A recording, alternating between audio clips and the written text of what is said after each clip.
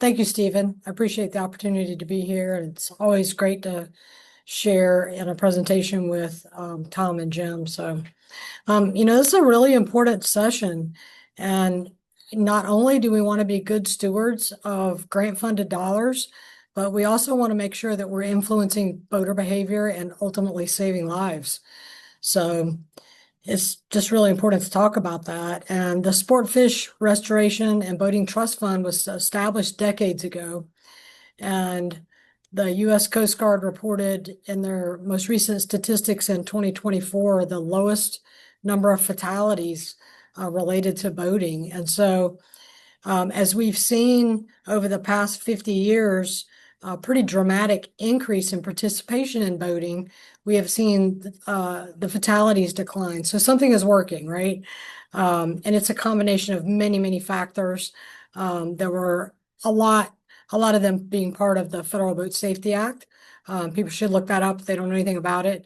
That's a lot of standards and how boats are built, and but it also funds the trust fund and created the Coast Guard Office of Boating Safety. So really important to keep this funded for the nonprofit and the state grant recipients. So, in working with the Coast Guard team, we developed a content calendar, and we just really believe that having a uniformity amongst the RBS outreach community helps further amplify our boating safety message. So we create an outreach toolkit that goes right along with these monthly themes, and we provide those resources. They align with the themes and make it very easy for our RBS partners to find resources that they need to put out on social media or press releases or news articles. We can even help them with television or radio advertisement. So Stephen mentioned earlier the use of tracking and metrics associated with hashtags or themes. And this is kind of consistent with that strategy as we attempt to track success amongst many outreach programs across different grant recipients. So highly encourage everybody to use the boating safety calendar. You can find that on the Safe Boating Campaign website.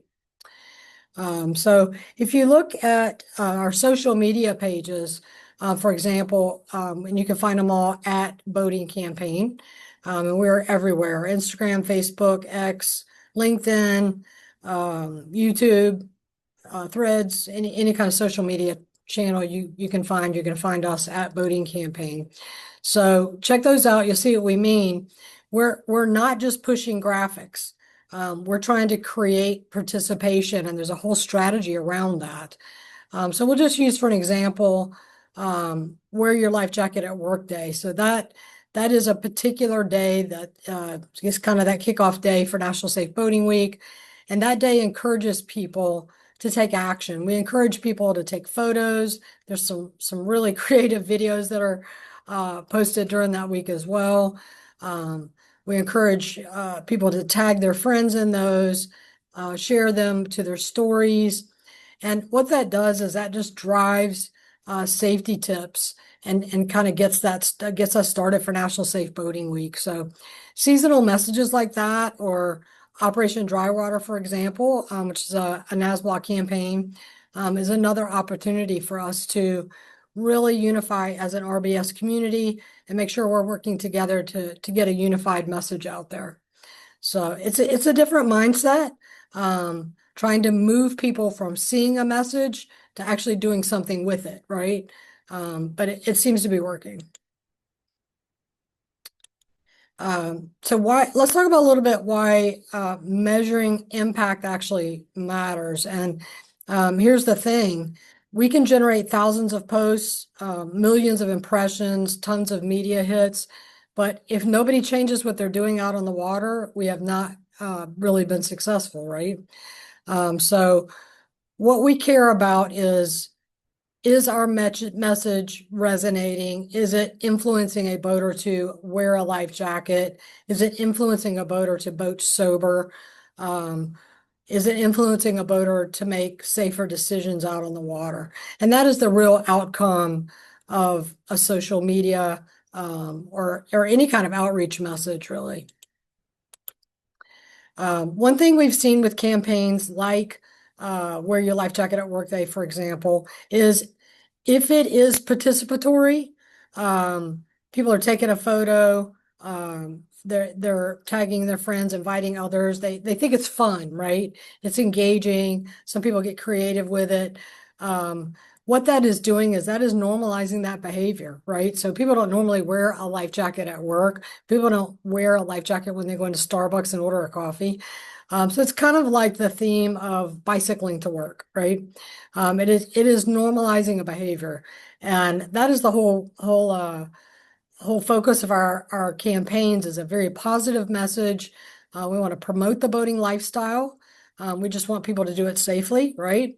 And just like any other sport, boating has gear. And so if you're a downhill skier or you're a cyclist, you're going to wear a helmet. And if you're not wearing a helmet, then you're probably not a real cyclist or a real skier, right? We want that same mentality relative to boating. So if you see someone who is wearing, an adult, for example, who is wearing an inflatable life jacket, we want people to look at that person and say, wow, you are a real boater. Versus, why are you wearing that life jacket? You must be a weak swimmer.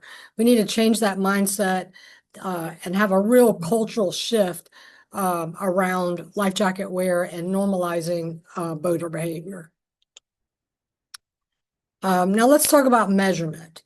For a long time, we have been reporting impressions, reach, number of posts that we're putting out there. And again, we're still reporting those, and those are fine. But when we're looking at posts on @Boating Campaign, what we really want to know is, did people engage with it? Did they share it?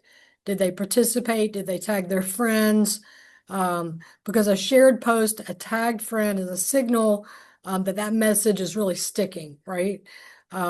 So that's where tools like Sprout Social, Cision, Muck Rack can really pull out some metrics and analytics, and these are all platforms that Stephen recommended with so if the Coast Guard's using it, we want to use it. And Stephen had a really good point that with the admirals, the captains, the chief, the grant technical managers, all across the U.S. Coast Guard, if they get used to seeing one type of report, it helps them better understand that report. If they're getting 15 different reports from 15 different grant recipients, it makes it a little bit difficult for them to actually read those and understand them. So having a little bit of consistency on what measuring platform we're using, we think makes a difference, and it matters to the people that are reading those reports that they can understand that. So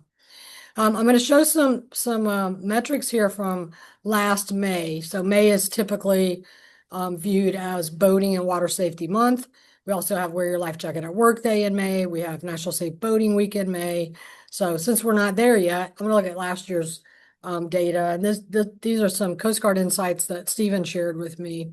And these are very impressive metrics if you look at these when it comes to recreational boating safety for the whole month of May, right? But here's the bigger question. Did these efforts actually influence boater behavior? I keep coming back to that. And measuring that can be tricky. So one way that we measure that is through sentiment. So this positive, neutral, negative is sentiment. So that is really how a boater is receiving that message. And if they have a positive sentiment about it, perhaps we could take that next leap and say, well, maybe it's influencing their behavior, right? And I'll give an example of something that I see frequently on social media. But whenever we have an engine cutoff switch, an ECOS incident where a boat operator is displaced from the helm, they did not have that lanyard attached, and now we've got a runaway boat, right? Those videos seem to get a lot of attention online when those are posted, whether they're posted by an onlooker or most likely posted by law enforcement. Sometimes we even see law enforcement doing the very dangerous task of pulling up next to that runaway boat, having to leap onto that boat, put that boat back in neutral and stop it. So, but those are very dangerous situations when you have that runaway boat. And when you go in and you read the comments, they can get pretty aggressive about that. You know, if you read a lot of comments that say, you know, all the boater has to do is attach that red lanyard. You start seeing a lot of those kind of comments. That is sentiment, right? That's somebody's reaction to this video, this reaction to something that was caused because a boater didn't practice a boater behavior, right? Safe boater behavior. So I like to read a lot of comments. Stephen likes to use the word cloud. He says the admirals and the captains like that. The reports will kind of pull out very frequently used words, and they will go into a word cloud. And so that is kind of a call to action, I would say. And campaigns tied to events like National Safe Boating Week certainly drive spikes in engagement. And this is the word cloud, obviously, from last year for National Safe Boating Week. So looking at the whole, pretty much the whole month of May, or just through National Safe Boating Week for last year, when we're talking about advertising value equivalency, and this is like a return on investment that we need to think about and talk about is, you know, when we look at how much, and I don't know how much the Coast Guard invested in their advertising for the month of May, so I can't tell you the return on investment, but I can assure you they did not spend $97 million. So Stephen can maybe tell us how much they actually did spend. So I'm sure the ROI was huge on this. Look at the potential audience reach here and the ad value on that. Very important numbers to look at when you're looking at return on investment. Here's some key metrics. Sorry, rudder's making some noise here. Here's some key metrics from Sprout Social. And this is looking at impressions, engagement, video views, ad equivalency. Across the different media platforms, there are values associated with whether you're looking at news, whether you're looking at social media, there are values associated with those where you can pull these metrics out. This one is last spring, and this is the National Safe Boating Council metrics here. So news mentions are measured by Cision or Muck Rack, depending on which platform you use. The Coast Guard has vacillated between both of those. Right now, the NSBC is using Cision. So here's the data for the third quarter for last year that would include National Safe Boating Week and just kind of that whole month of May. So notice the ad value equivalency number of over 5 million, and the Coast Guard did not give us $5 million. I can promise you that. So the return on investment for the Safe Boating campaign that was given to the National Safe Boating Council was very large for the Coast Guard. If we have an ad equivalency value of 5 million just for that one quarter. So I'll leave you with this. We've gotten very good at outreach. You know, I mean, everybody knows that the National Safe Boating Council has amazing content. We've got an amazing, talented marketing team. So it's just getting better at proving the impact of those campaigns, right? Behavior change, return on investment, real world outcomes. And that's how we're going to sustain these programs. That's how we're going to prove to the Coast Guard that there is a return on investment. That's how we're going to have reauthorization of the Sportfish Restoration and Boating Trust Fund. And most importantly, that is how we're going to keep people safer on the water. It's all about saving lives. So thank you so much. Great to be here. And thank you to everyone attending IBWSS this year. NASBA has got a long 66-year tradition of working in the recreational boating safety community. And we're proud of what we do. And some of those things, some of the key points, I guess I would mention are strengthening our law enforcement around the world, our Marine Patrol officers and law enforcement officers on the water through our BOAT program, which institutes a national standard for training Prior to 9/11 and events like Hurricane Katrina, there was no national standard. So you would have all these officers called in from different states to an area, and they were all trained to different standards. So the boat program took one national standard, which was taken in part from the Coast Guard boat crew standard and coxswain standards, and that was turned into a national standard to use for training all officers, so that when everybody comes together, it's a force multiplier because everybody's trained exactly the same, regardless of their boat. And when they show up, the Coast Guard knows the state's trained like the Coast Guard. The state knows the Coast Guard's trained like the state.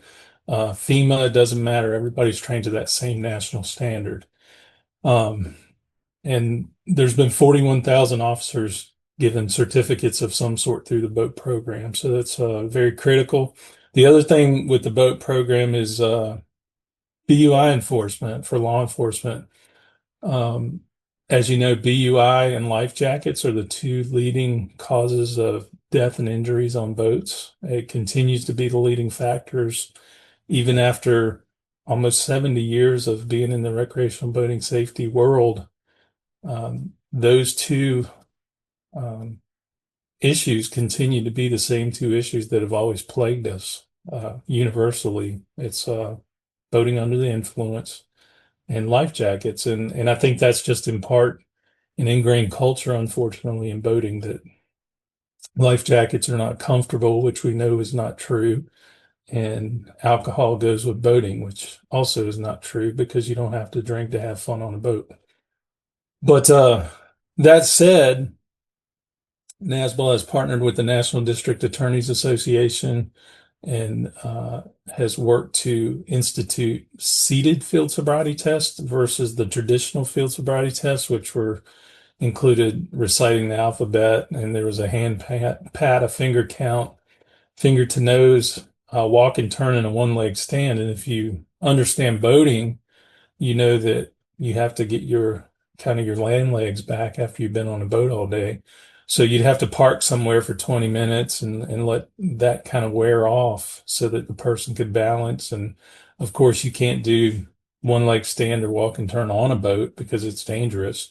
But NASBL instituted a seated field sobriety test, which is pretty well gaining national notoriety as the standard now. And that's finger to nose, estimating what time it is, a finger count, hand coordination, the palm pat test, and the horizontal gaze nystagmus. And the reason those tests were chosen, primarily, they did several different studies and study groups, but the horizontal gaze nystagmus, the finger to nose, the palm pat, and the hand coordination were the four tests that had the most credibility out of all the tests, and the highest probability of finding someone intoxicated if they didn't pass those tests. So thousands of officers have been trained. There's a few states left that still need to adopt the seated field sobriety test, along with some of your road officers, quite a few of your road officers. But it's not just important for boating, it's critical for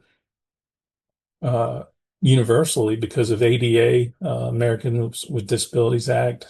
Some people can't walk and turn. Some people have issues where they can't stand on one leg.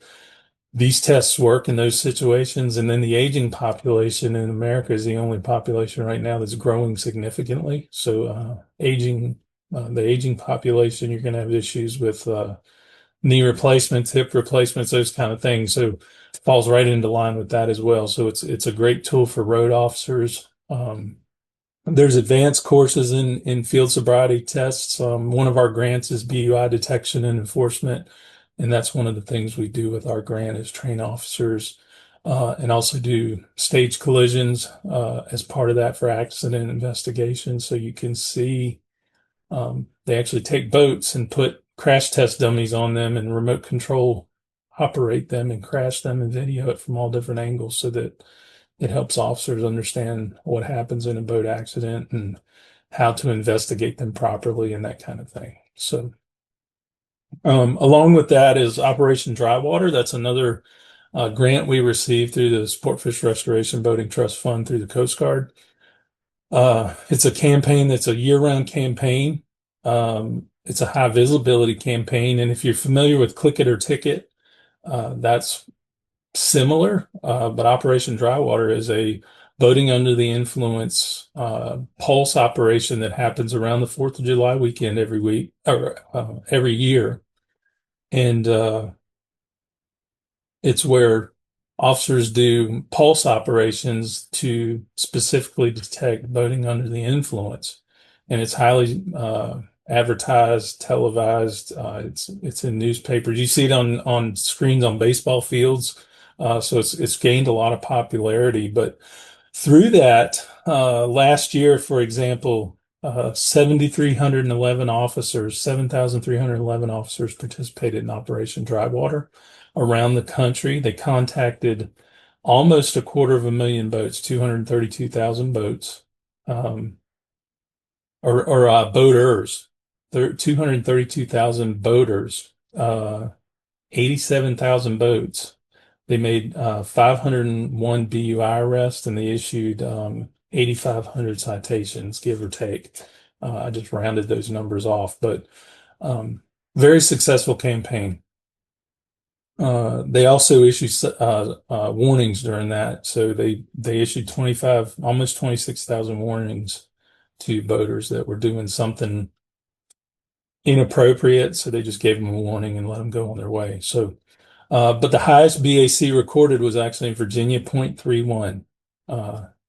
So, that's a high BAC. And the problem with alcohol consumption on boats, as you know, the environmental factors of being on a boat increase the effects of alcohol. So sun exposure, dehydration, the rocking of the boat, wind burn, all that makes the effects of the alcohol that much worse than when you're in a car or on land. So also the movement of the boat increases the effects of the alcohol.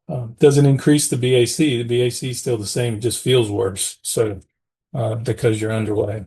I think that the important thing is with the recreational boating safety standards, it follows the ANSI process, which for a lot of people, they think of when they think ANSI, they think, fire extinguishers or some piece of equipment. But ANSI is kind of universal and sets standards for training for organizations, and NASWA is actually an ANSI standards body, and we hold those ANSI standards for basic boating and several other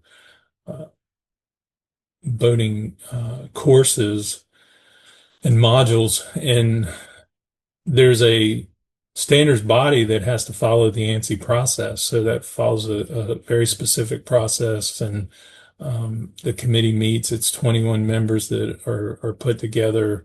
They apply and they're selected based on who applies. And but that process has to follow those ANSI standards. And then we come up with the American National Standard for Boating Education.